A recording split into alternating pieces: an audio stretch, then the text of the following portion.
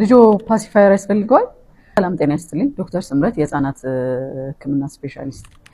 ብዙ ጊዜ ጨቅላ ህፃናት ከተወለዱ በኋላ ብዙ ጊዜ ፓሲፋየር ወይም የእንጀራ እናት ጡጦን እንጠቀማለን። የተለያዩ ጥናቶች እንደሚያሳዩት የእንጀራ እናት ብዙ ጥቅሞች አሉት። ከጥቅሞቹ መካከል የመጀመሪያው ድንገተኛ የጨቅላ ህፃናት ሞትን ይከላከልልናል። ህመም በሚኖራቸው ሰዓት እንደ አንቲፔን ህመምን ለማስታገስ ይረዳናል። ይህም ብዙ ጊዜ ኮሊክ በሚኖራቸው ወይ ደግሞ ከግርዛትም በኋላ ለሚኖሩ ህመሞች እንደ ማረጋጊያ እንጠቀምበታለን። ያረጋጋቸዋል። እነዚህ ጥቅሞች አሉት። ከዚህም በተጨማሪ ደግሞ የራሱ የሆነ የጎንዮሽ ጉዳትም አለው። ከጉዳቶቹ መካከል ደግሞ ጡት ሳይጀምሩ የምንሰጣቸው ከሆነ ጡት መጥባትን ይቀንሱብናል። የጥርስ አበቃቀል ችግር ሊኖር ይችላል።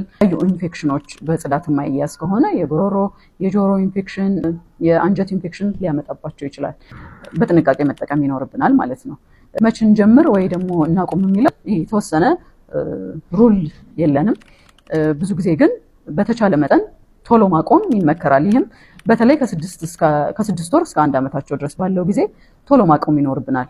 ጡትን በደንብ መጥባት ከጀመሩ በኋላ በደንብ ከጡት አታችመንታቸውን ዴቨሎፕ ካረጉ በኋላ ይህም እስከ 4 ሳምንት ድረስ ባለው ብንጀምርላቸው እንችላለን ማለት ነው።